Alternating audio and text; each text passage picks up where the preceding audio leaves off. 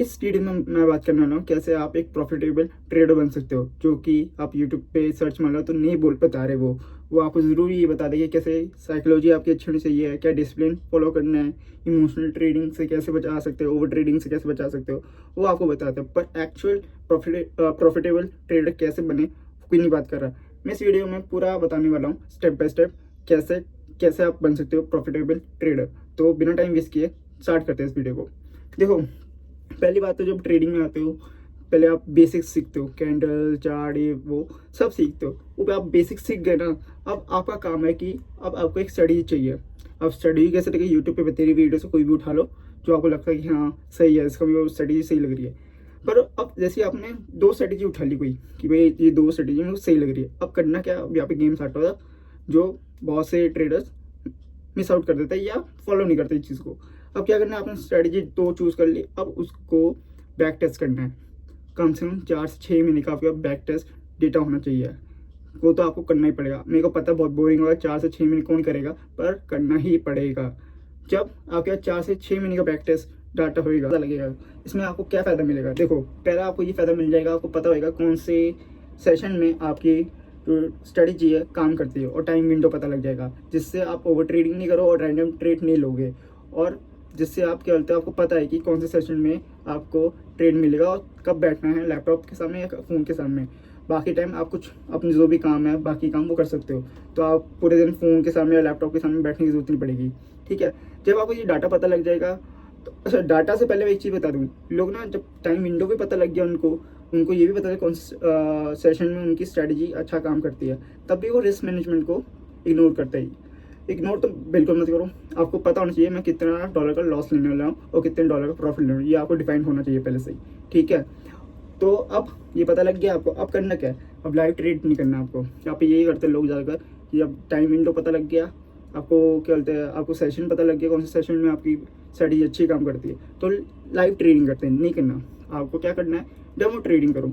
मैं जैसे for example आप डेमो ट्रेडिंग पे गए, कम से कम ये है कि आपको 2 या मैक्स टू मैक्स 4 महीने का डेमो ट्रेडिंग करनी चाहिए।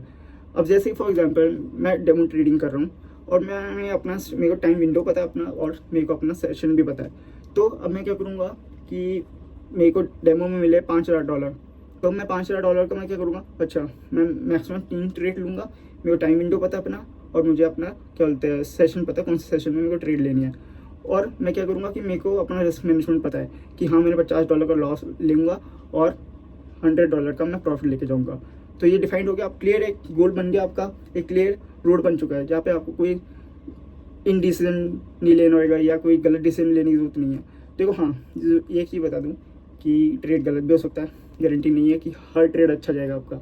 जो सेशन में आपको जो आपका डेटा बता रहा है 4 से 5 महीने का, या जो भी आपने जितने महीने का भी आपने बैक टेस्ट किया है अपने स्ट्रेटजी को, वो अगर बोलता है कि न्यू ईयर सेक्शन में अच्छा मिलता है और इस टाइम फ्रेम के अंदर, इस टाइम विंडो के अंदर, तो ये नहीं है कि आप उस टाइम फ्रेम के अंदर या उस सेशन के अंदर ले रहे तो 100% आप जीतोगे। नहीं, लॉस भी होगा प्रॉफिट भी होगा। तो ये लेके चलो, यहाँ पे ऐसा नहीं है कि आप प्रॉफिट ही करते जाओगे, लॉस भी होगा प्रॉफिट, पर आप रिस्क मैनेजमेंट को सही फॉलो करोगे तो आप अपना कैपिटल जो है वाइप आउट नहीं करोगे। तो ये चीज़ है, जब आपके पास पता लग गया ना। और एक इम्पॉर्टेंट चीज़, जब आप डेमो ट्रेडिंग करते हो, डेमो ट्रेडिंग में आपको साथ ही साथ अपना एक जनरल फॉलो करना है। आपको उसमें लिखना है कि मेरी रीज़न क्या था, मैं क्यों एंटर किया ट्रेड के अंदर, और मेरा स्टॉप लॉस क्या था, प्रॉफिट कहाँ पे सेट किया था मैंने, और क्या था मैं ट्रेड लेने से पहले कैसे था, मेरे इमोशनल कैसे थे, तो मतलब ये सब कुछ। ठीक है, आपको अगर चाहिए क्या बोलते हैं जनरल के बारे में कि पता होना चाहिए कैसा फॉर्मेट होता है, मैंने डिस्क्रिप्शन में दिया, वहाँ पे आप चेकआउट कर सकते हो, या उसको कॉपी कर लो, उसमें कोई दिक्कत नहीं है, सेम ही चीज़ है। पर उस चीज़ को फॉलो करो। हर आपको लॉस हो रहा है तब भी लिखो अपना जनरल, प्रॉफिट हो रहा है तब भी लिखो, जिससे आपको एक पता लगेगा आपने क्या गलतियाँ किया। जब मंडे टू फ्राइडे तो आपको पता है मार्केट चलती है, अब सैटरडे संडे बंद रहती है। ठीक है, अगर आप गोल्ड करते हो तो अब क्या करना है, सैटरडे संडे ना आपको बैठना है कि भाई मंडे टू फ्राइडे मैंने क्या गलतियाँ की है वो नोट करो कि अच्छा ये मैंने गलती की, ये गलती की, अच्छा ये ओवर ट्रेड कर लिया था, मैं इधर लालच पे आ गया था, वो आपने पूरा लिख लिया जो आपने मंडे टू फ्राइडे किया, वो सैटरडे आपने कॉपी में लिखा कि क्या है गलती, और वही जो गलतियाँ थी वो अगले हफ्ते बिल्कुल नहीं करनी। या ये है कि इससे क्या होएगा, इससे आपको ओवर ट्रेड में नहीं करोगे और आप गलत चीज़ें स्टेप नहीं उठाओगे, जिससे क्या बोलते हैं जो आपने पिछले हफ्ते एक गलती की थी आने वाले हफ्तों में अब वो गलती रिपीट नहीं करोगे। अब ये देखना है कि भाई कि मैं डेबिट ट्रेडिंग में मुझे $5,000 मिले हैं, क्या मैं प्रॉफिट में हो रहा हूँ? अगर हो रहा हूँ तो वेल एंड गुड, तो आप 2 या जितना महीने का आप करते हो क्या बोलते हैं डेमो ट्रेडिंग, उसके बाद आप रियल ट्रेडिंग के लिए जा सकते हो। अगर 4 महीने भी कर रहे हो तब भी आप प्रॉफिट में नहीं जा रहे, बस या